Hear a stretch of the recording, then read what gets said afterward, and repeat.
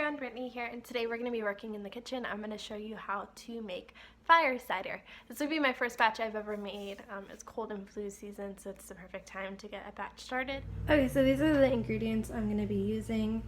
From the left here is stuff from my garden. So I have roselle or hibiscus. I have some onions that I grew. I have rosemary and thyme that I just harvested. I have some garlic.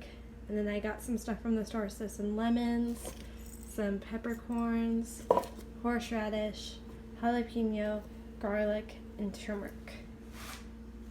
And this is the components. There's tons of different recipes online, but this is what I decided I wanted to put in mine. So it's gonna go into this ball jar. I'm not sure exactly how much these ingredients are gonna make.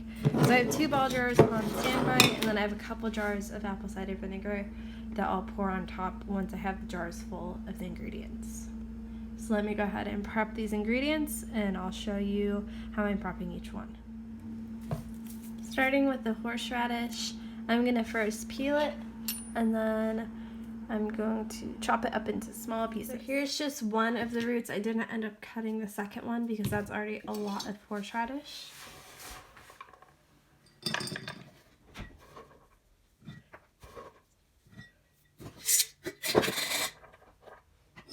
Next is the garlic. I'm just gonna peel and dice this. Here's my peeled garlic.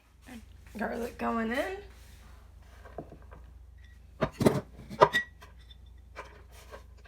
Next ingredient going in is onions. Here's my chopped onion going in.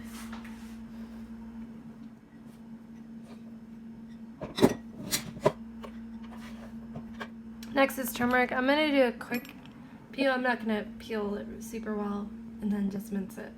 Turmeric going in.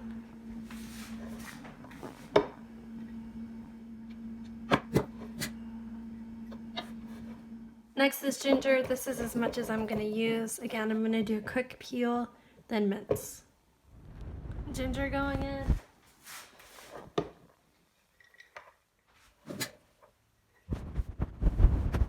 I'm going to prep the rosemary and thyme. Rosemary and thyme going in.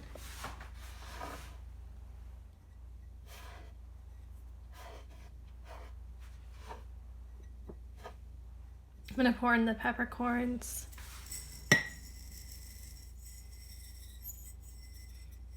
Next is the jalapenos. In goes the jalapenos.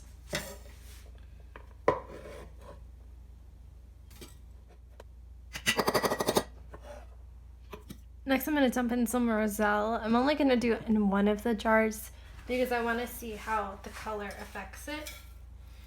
So I think that'll be cool to see.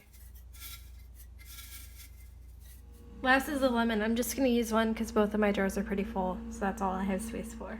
So I'm just cutting it in half and then in rounds like this.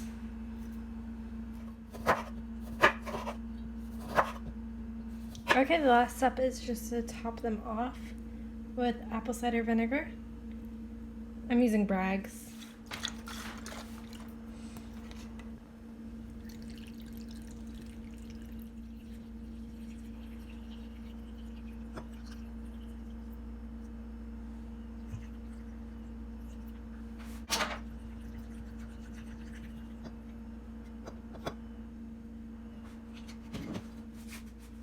For the lids, you want to use plastic versus the metal 2-part lids.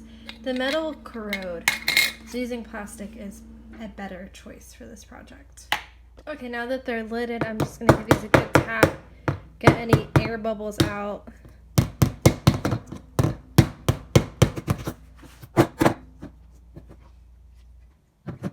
So there is the beginning of fire cider.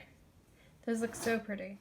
You want to store them in a cool, dry place. I am just putting them in my cupboard here where I can see them and check in on them. Okay, 24-hour check-in. Look at the color in this one. This is the one with the hibiscus, and here's the one without the hibiscus. These are looking really nice. Let's open up the jars and see how they look on the inside. Okay, so here's the jars open. just going to take a fork and press these lemons under.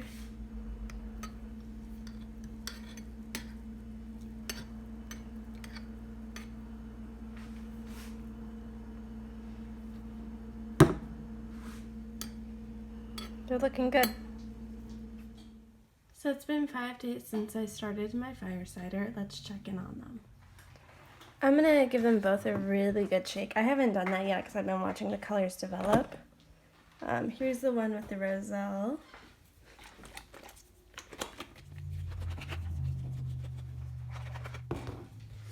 Here's the one without the roselle. Okay, let me crack them open.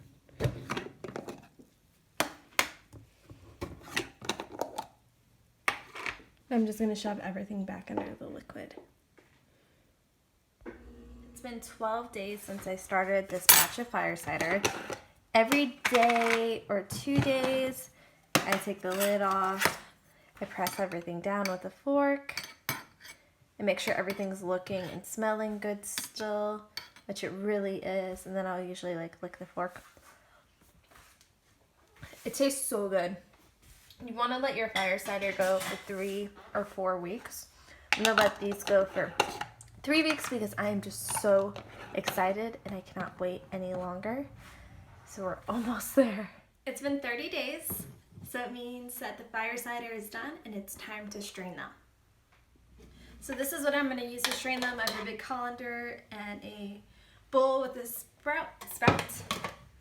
All right.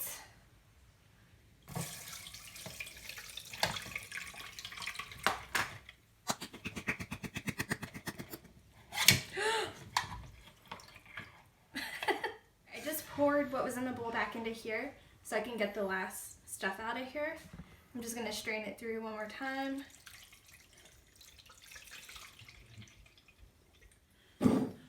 Okay, now I'm just going to press all of the liquid out of the vegetables.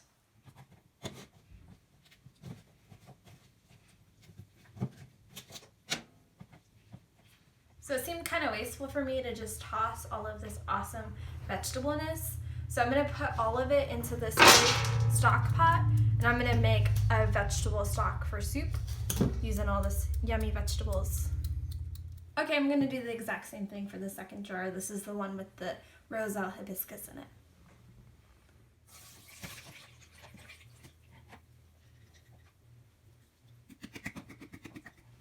Okay, so here's my finished fire cider. For each jar, I got about 2 cups of liquid, final product. You can see that the hibiscus imparted a beautiful color on it. I think that looks so pretty. And the last thing to do now is a little taste test. Here's the fire cider without the hibiscus. Woo!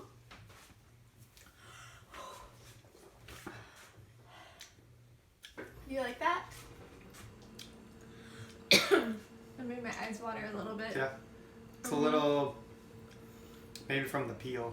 It's like lemony, that bitter lemon peel flavor. Okay. It's good though. Yeah. Okay, here's the one with the hibiscus.